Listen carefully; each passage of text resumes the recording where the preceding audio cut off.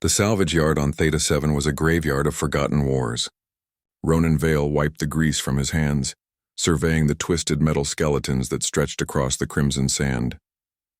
Most scavengers avoided this sector. Too many ghost stories, too many ships that vanished without a trace. But Ronan wasn't most scavengers. He was a mechanic, and mechanics didn't believe in ghosts, at least, not until today. The distress beacon had led him 3 kilometers beneath the surface, into a chamber that predated human spaceflight by millennia. The walls were carved with symbols that seemed to writhe in his flashlight's beam, and at the center of the vast hall stood a prison unlike anything Ronan had ever seen. It was a cage of pure energy, crackling with violet lightning that formed geometric patterns too complex for human engineering. And inside that cage, coiled like a sleeping mountain, was Zephyra. She was magnificent and terrifying in equal measure. Her scales shimmered with an iridescent darkness that seemed to absorb light itself, and even in her shackled state, power radiated from her like heat from a star. Her eyes, ancient, golden, and filled with a rage that had been burning for centuries, fixed on Ronan the moment he entered. "Well," Ronan muttered, his voice echoing in the chamber. "That's new." The dragon didn't move, but her voice filled his mind like thunder. "Another slave master comes to gloat. You are braver than the others, human, or more foolish." Ronan approached the cage cautiously, his scanner chirping as it analyzed the energy field. "I'm neither. I'm just a mechanic who followed a distress signal." He paused, studying the restraint system. "This is Valdrin technology. Haven't seen this in, well, ever. They died out 5,000 years ago." 5,473 years, Zephyra corrected, her mental voice dripping with bitterness. "I have counted every day of my imprisonment. The Valdrin Empire used me as a weapon, bound me with chains of reality itself. When their civilization fell, I remained, forgotten, enslaved." Ronan ran his hand along the control panel embedded in the chamber wall. It was degraded, yes, but still functional. The Valdrin had built things to last. "A weapon, huh? What did you do?" "I burned their enemies to ash. I tore through fleets like paper. I was death incarnate, and I had no choice." Her eyes narrowed. "Why do you ask questions, mechanic? Have you come to reactivate my chains? To use me as others have tried?" "Tried?" Ronan glanced back at her. 17 expeditions over the centuries. Each sought to claim me. Each died screaming when they attempted to transfer the binding. There was no satisfaction in her voice, only emptiness. "The Valdrin designed their chains well. Only they could command me, and they are dust."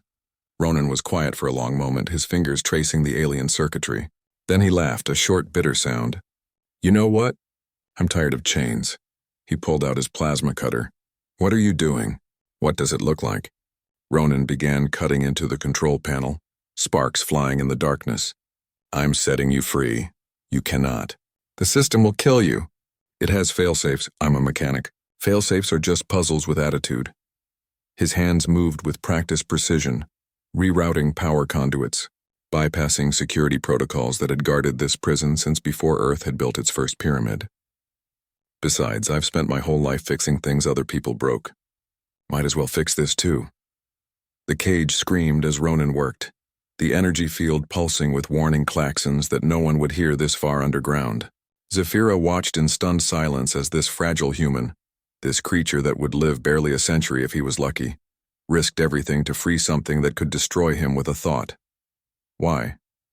she finally asked, her mental voice softer now. Ronan didn't look up from his work. "Because everyone deserves to choose. Even dragons." The final connection severed with a crack like breaking glass. The violet lightning flickered, sputtered, and died. For the first time in 5,473 years, Zephyra was free.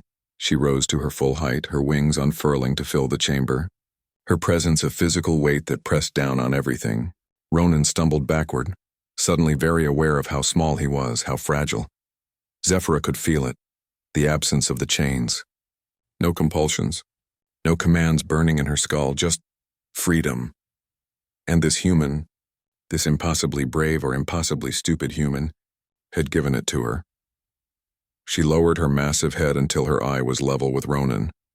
He could see galaxies swirling in that golden iris, could feel the heat of her breath.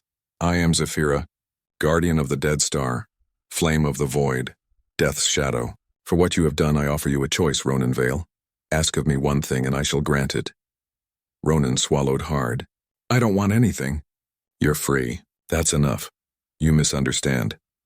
There was something new in her voice now, something that might have been respect. I am not offering payment. I am offering allegiance.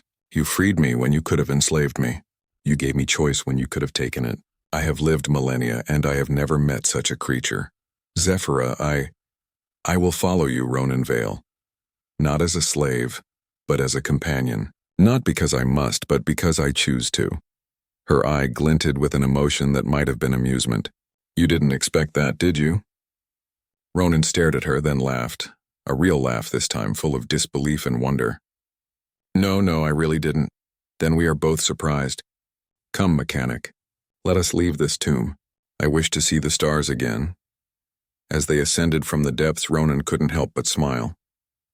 He'd come looking for salvage and found something infinitely more valuable, proof that humans, for all their flaws, still knew how to do one thing better than any species in the galaxy. They knew how to set things free. And sometimes, just sometimes, freedom chose to stay.